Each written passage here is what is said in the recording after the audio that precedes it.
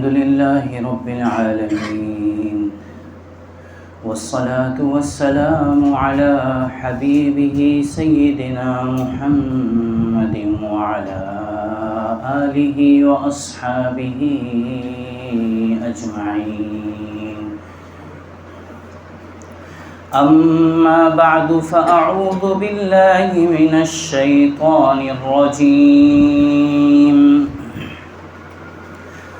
بسم الله الرحمن الرحيم. شهر رمضان الذي أنزل فيه القرآن هدى للناس وبينات من الهدى والفرقان.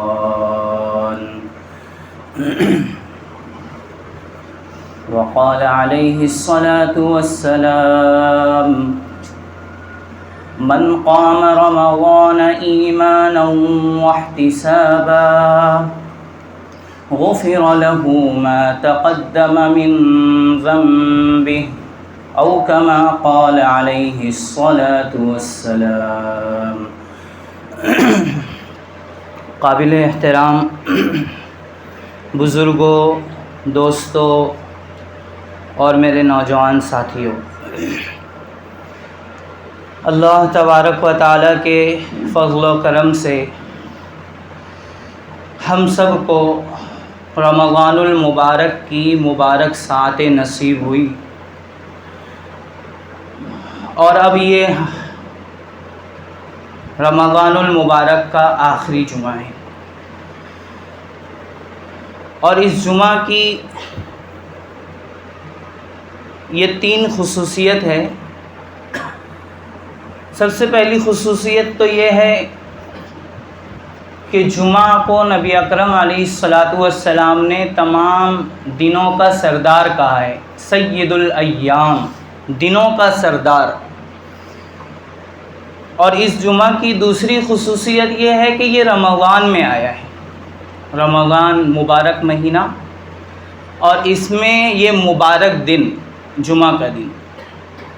اور اس جمعہ کی تیسری خصوصیت یہ ہے کہ یہ رمضان کا آخری جمعہ ہے. اب رمضان میں جمعہ نہیں آئے گا، جو جمعہ آئے گا وہ رمضان کے بعد آئے گا. تو اس لیے جمعہ کی یہ 3 خصوصیتیں تو ہیں کہ آج جمعہ ہے جو دنوں کا سردار ہے، اور دوسرے رمضان کا جمعہ ہے جو کہ مبارک مہینہ ہے، تو اس مبارک مہینے میں جو جمعہ آئے گا اس کی فضیلت بڑھ جائے گی. اور تیسرے یہ کہ یہ آخری جمعہ ہے، اس کے بعد رمضان میں جمعہ پتہ نہیں پھر ہمیں نصیب ہوتا ہے یا نہیں، آخری جمعہ ہے. لیکن اس کے باوجود یہ کوئی تہوار نہیں ہے، کیونکہ تہوار ہونے کے لیے اللہ کی اور نبی کی صلی اللہ علیہ وسلم، نبی علیہ السلام کی ہدایت اور رہنمائی ضروری ہے. ان کی طرف سے یہ کنفرم ہونا چاہیے کہ یہ دن تہوار ہے. ان کی طرف سے کوئی اس سلسلے میں رہنمائی نہیں ہے کہ یہ جو آخری جمعہ ہے یہ الوداعی جمعے کے طور پہ منایا جائے یا پھر تہوار کے طور پر منایا جائے، ایسی کوئی بات نہیں. 3 خصوصیتیں ہیں اپنی جگہ. اگر یہ تہوار کے طور پر ہوتا تو نبی علیہ الصلاۃ والسلام کی طرف سے کوئی ہدایت ہوتی، کوئی رہنمائی ہوتی، لیکن ایسی کوئی بات نہیں ملتی. ہاں، آخری جمعہ ہے، اس کی بڑی فضیلت ہے. فضیلت کے اعتبار سے رمضان میں آنے کی وجہ سے، مبارک مہینے میں آنے کی وجہ سے فضیلت اپنی جگہ بڑھ گئی ہے، اور آخری جمعہ ہونے کی وجہ سے تو اور فضیلت بڑھ گئی. اب ہمیں کرنا کیا چاہیے؟ کرنا کیا چاہیے، یہ اصل بات ہے. سب سے پہلا کام تو یہ کرنا ہے، رمضان المبارک کا آخری جمعہ ہے. رمضان کے مہینے میں اللہ تبارک و تعالیٰ نے ہم سب کو روزے رکھنے کی بھی توفیق عطا فرمائی، تراویح پڑھنے کی بھی توفیق عطا فرمائی، اور تلاوت کرنے کی بھی توفیق عطا فرمائی، ذکر و اذکار کرنے کی بھی توفیق عطا فرمائی. اور جیسی بھی توفیق ہمیں ہوئی، جیسے بھی ہم سے بن پڑا ہم نے کیا، تو اس پر ہمیں اللہ کا شکر ادا کرنا ہے کہ اے اللہ آپ نے ہمیں روزہ رکھنے کی توفیق عطا فرمائی، آپ کا لاکھ لاکھ شکر ہے۔ بہت سے لوگوں کو روزہ رکھنے کی توفیق ہی نہیں ہوئی، ہٹے کٹے ہیں، صحت مند ہیں، لیکن روزہ رکھنے کی توفیق نہیں ہوئی، نہیں رکھتے، دل ہی نہیں کرتا، بھوک محسوس ہوتی ہے، برداشت نہیں ہوتا، نہیں رکھتے، محروم ہو گئے۔ بہت سے لوگوں کو اللہ نے تراویح پڑھنے کی توفیق نہیں عطا فرمائی، بہانے انہیں یاد آ گئے، کام کی مصروفیت آڑے آ گئی، لیکن الحمدللہ جسے توفیق ملی بڑی توفیق مل گئی۔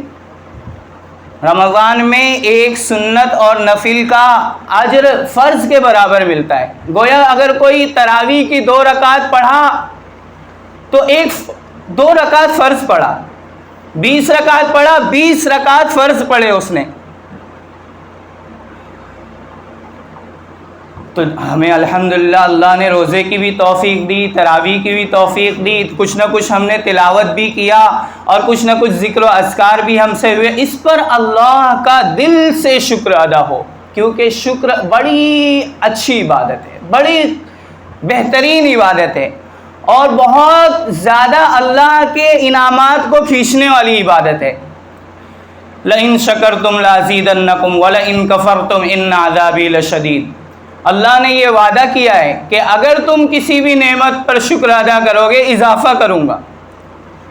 تو جو ان انعامات پر جو اللہ نے ہمیں رمضان میں عطا کیے، توفیق دی اپنی عبادت کی، اس پر جو بھی شکر ادا کرے گا اللہ تعالیٰ پھر اسے عطا فرمائے، اللہ تعالیٰ پھر اسے نصیب کریں گے۔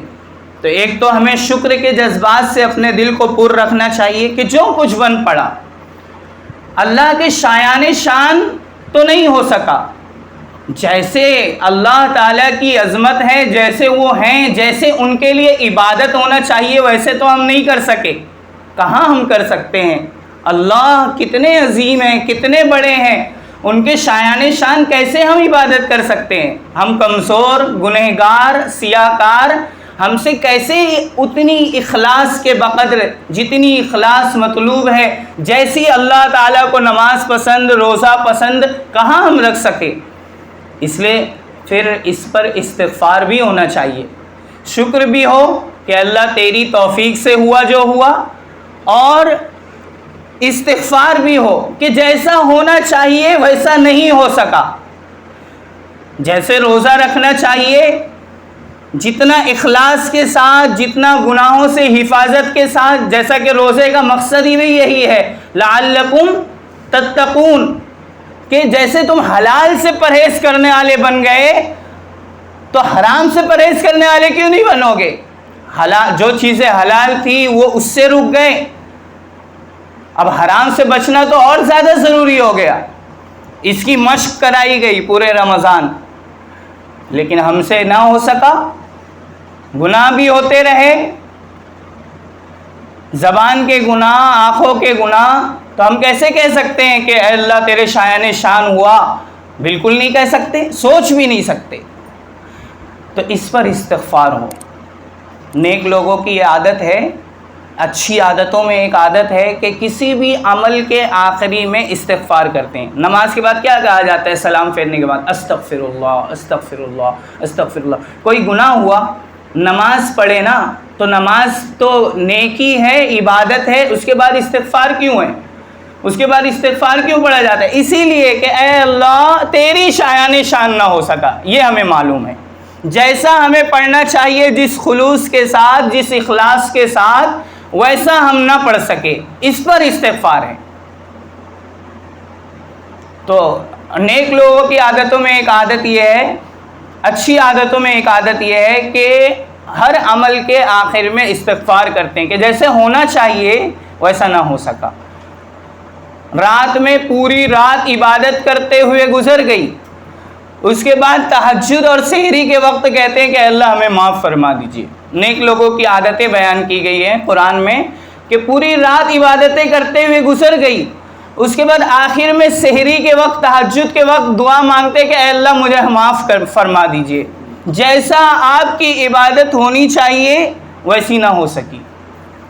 تو دو کام، ایک تو یہ کرنا ہے ہمیں کہ جو کچھ عبادت ہو سکی اللہ کی طرف سے، اللہ کی توفیق سے نصیب ہوئی، اس پر شکر ادا ہو، مایوسی نہ ہو کہ اور آج کل غم کا اظہار بھی ہوتا ہے۔ غم تو ہے، کوئی بھی چیز ہم سے جدا ہو کچھ دن رہنے کے بعد تو ہم انسان ہیں، ہمیں غم ہوتا ہے، فطری بات ہے، لیکن اس پر غم کا اظہار نہ ہو، واویلا نہ ہو، شکوہ نہ ہو، جیسا کہ بہت سے لوگ کرتے ہیں آج کے دن۔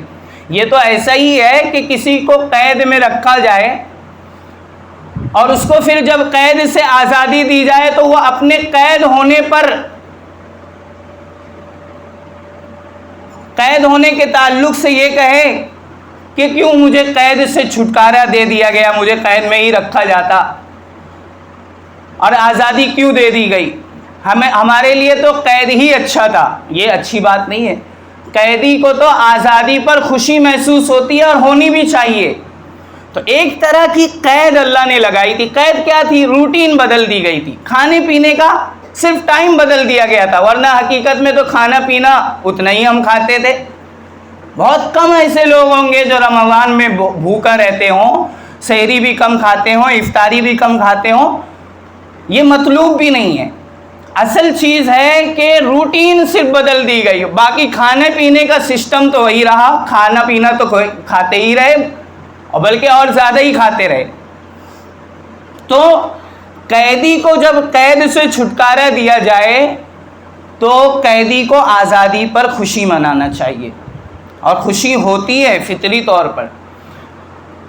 یہ نہیں کہ نہیں مجھے پھر قید کر دیا جائے، مجھے بڑا اچھا لگ رہا تھا، نہیں، اللہ کی طرف سے کچھ دن قید میں رکھا گیا، بوجھ تھا، مشقتیں تھی، روزے کی مشقت، بھوک کی مشقت، تراویح کی مشقت، اب اللہ نے آزادی دی ہے تو اب خوشی منانے کا وقت آ گیا ہے۔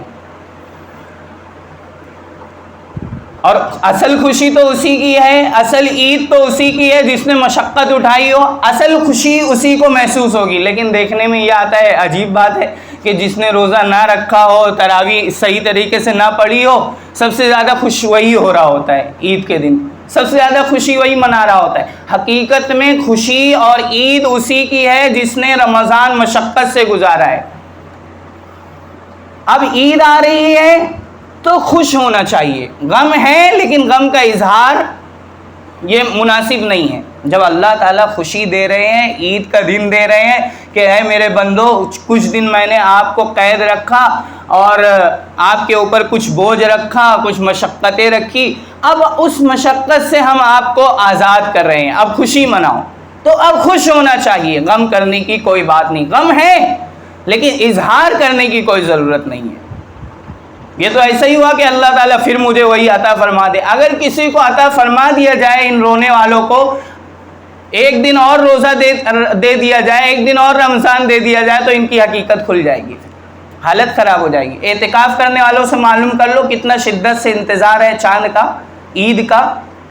تو یہ اللہ کی طرف سے اب ہمیں چند دنوں کی مشقت کے بعد عید نصیب ہو رہی ہے، خوشیاں نصیب ہو رہی ہے، اب اس کا دل میں خوشی محسوس ہونی چاہیے۔ تو ایک بات تو یہ ہوئی کہ شکر کریں، استغفار کریں۔ دوسری بات کہ ایک رات آئے گی، چاند رات جسے ہم کہتے ہیں ہماری زبان میں، اسے حدیث کی زبان میں لیلۃ الجائزہ کہا جاتا ہے، انعام کی رات، کہ پورے مہینے جو کچھ ہم سے ہوا اللہ کی طرف سے اب ان بندوں کو انعامات ملیں گے۔ کیا ملیں گے وہ اللہ ہی جانتا ہے، بس انعام کی رات اس کو قرار دیا گیا ہے۔ اور علماء نے فرمایا ہے کہ اس رات میں زیادہ سے زیادہ دعائیں مانگنی چاہیے کہ اے اللہ، میں مستحق تو نہیں ہوں انعام کا، جیسی مجھے محنت کرنی چاہیے تھی ویسی تو میں نہ کر سکا، لیکن انعام دے دیجئے، آپ سخیوں کے سخی ہیں، کریموں کے کریم ہیں، آپ مجھے بھی انعام دے دیجئے۔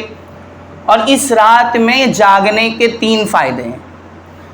وہ فائدے پیش نظر رکھتے ہوئے ان فائدوں کو حاصل کرنے کے مقصد سے ہم اس رات میں جاگ سکتے ہیں اور مختلف عبادتیں کر سکتے ہیں، نفل بھی پڑھ سکتے ہیں، تلاوت بھی کر سکتے ہیں، لیکن زیادہ سے زیادہ توجہ دعا پر رہے، دعا مانگی جائے۔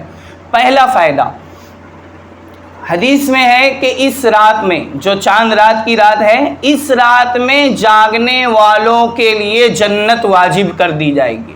اللہ کی طرف سے اس رات میں جاگنے والوں کے لیے جنت کنفرم ہے، پہلا فائدہ۔ دوسرا فائدہ، اس رات میں دعائیں کرنے والوں کی دعائیں قبول ہوتی ہیں۔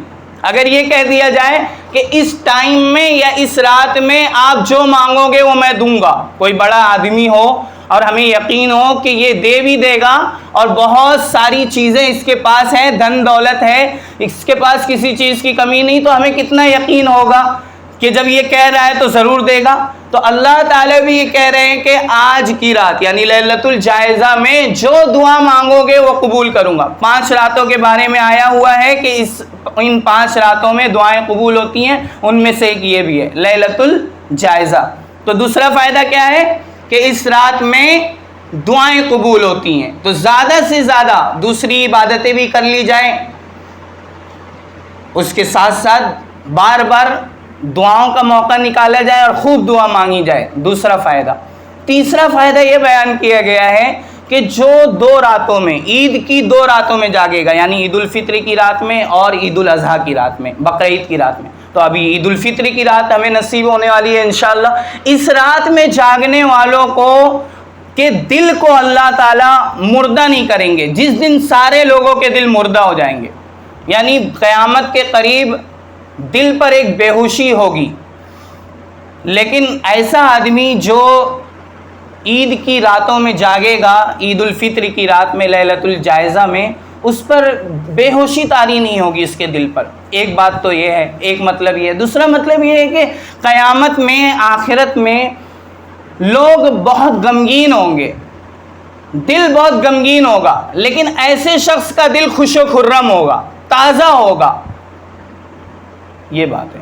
تو آج کی جو لیلۃ الجائزہ کی رات ہوگی، اس میں یہ 3 فائدے سامنے رکھتے ہوئے جاگنے کا اہتمام کریں، لیکن صرف جاگنے کا نہیں، اس کے ساتھ کچھ عبادت ہو۔ ہمارے ہاں یہ ہو گیا ہے کہ جتنی بھی بڑی راتیں آتی عبادت کی، اس کو نام دے دیا گیا ہے جاگنے والی رات۔ تو آج بھی جاگنا ہے، اگر صرف آپ کو جاگنا ہے اور اپنی عبادتیں ضائع کرنے کے لیے بازاروں میں جانا ہے، تو پھر ایسے جاگنے سے بہتر ہے کہ سو جایا جائے، پھر کوئی ضرورت نہیں ہے جاگنے کی۔ اصل تو یہ ہے کہ اس رات میں آپ چند عبادتیں کر لیں، چند نوافل پڑھ لیں، تلاوت کر لیں، ذکر و اذکار کر لیں، اور زیادہ سے زیادہ تو اللہ توفیق دے تو دعائیں کر لیں، اس کے بعد سو جائیں۔ کوئی ضرورت نہیں ہے پوری رات جاگنے کی، سو جائیں، اتنا کافی ہے، چند گھنٹے عبادت کر لیں، سو جائیں، اور فجر کی نماز پڑھ لیں جو کہ فرض ہے۔ ان راتوں میں جاگنا، جتنی بھی عبادت والی رات ہے، جاگنا فرض اور واجب نہیں ہے۔ اصل فرض تو فرض نماز ہے، راتوں میں جاگنا فرض نہیں ہے۔ اگر کوئی نہ جاگے کوئی حرج نہیں ہے۔ یہ ایک بات ہو گئی کہ لیلۃ الجائزہ میں ہم سب کو تھوڑا عبادت کا اہتمام کرنا ہے اور دعائیں مانگنی ہے۔ اور اگلا دن جو ہے عید کا، اس کے تعلق سے بھی تھوڑی سی بات کر دیں کہ سنتیں معلوم کر لیں، عید کی سنتوں کا اہتمام کریں، گھر سے میٹھا کھا کے نکلیں، پیدل گھر کی طرف چلیں، عیدگاہ کی طرف یا مسجد کی طرف پیدل چلیں، اور تکبیر تشریق آہستہ پڑھتے ہوئے چلیں۔ عید الاضحیٰ میں تیز آواز میں پڑھی جاتی ہے گھر سے نکلتے وقت، اور عید الفطر میں آہستہ آواز میں اللہ اکبر لا الہ الا اللہ اللہ اکبر وللہ الحمد۔ اسی طرح مسجد میں جلدی آنے کی کوشش کریں، اور عید الفطر کا خطبہ واجب ہے خاموشی سے سنیں۔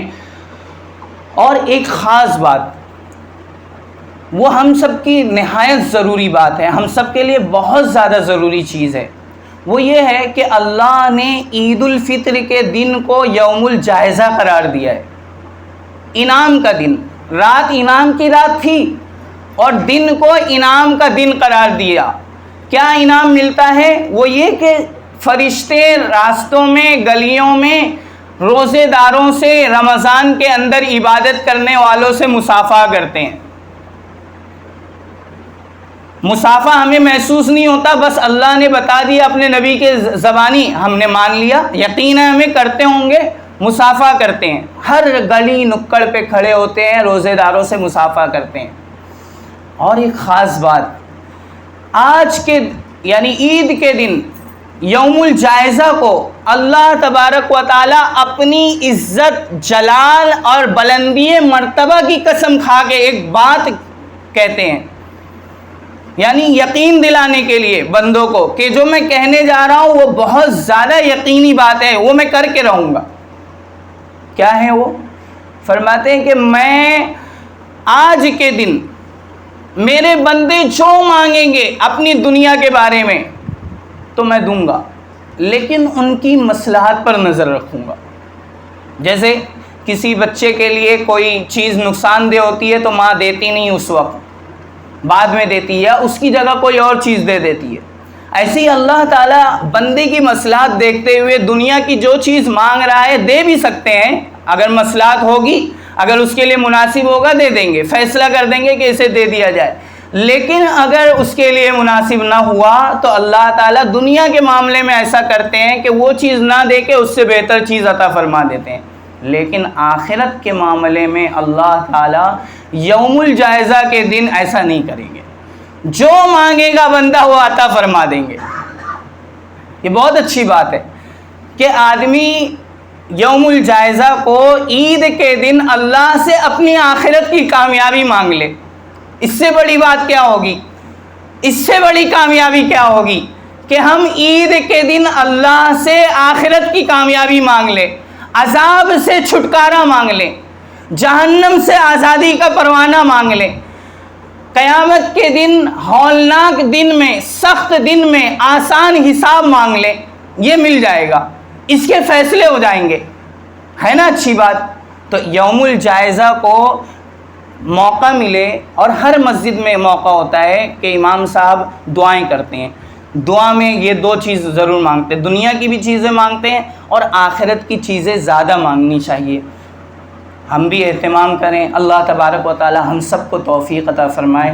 اور صدقۃ الفطر کتنا ہے؟ 60 روپیہ ہے نا، 60 روپیہ، 70 روپیہ، اور کشمش اور اسی طرح دوسری اور اجناس ہیں جو ان کے حساب سے بھی نکالنے کی کوشش کی جائے۔ ہر ایک کو اپنی حیثیت دیکھنا چاہیے۔ صرف 60 اور 70 روپیہ یہ تو ایک نارمل ایسا رکھا گیا ہے جس سے سب لوگ ادا کر لیں، لیکن جس کو اللہ نے حیثیت دیا ہے، مال دیا ہے، اہل خیر ہیں، انہیں یہ دیکھنا چاہیے کہ زیادہ سے زیادہ کس میں غریبوں کا فائدہ ہے۔ اس سے کیا ہوگا؟ یہ جو صدقہ فطر ہے نا، یہ روزوں کی کمی کا کفارہ ہے۔ روزوں میں یقیناً کمی ہوئی ہے، یقیناً کمی ہوئی ہے، اور ان کمیوں کا کفارہ ہو جائے گا صدقہ فطر، اور یہ ہر ایک نکال سکتا ہے تو واجب اس پر جس پر زکوٰۃ واجب ہے، لیکن ہر ایک نکال سکتا ہے، غریب ہو یا امیر ہو، ہر ایک نکال سکتا ہے، اور اپنی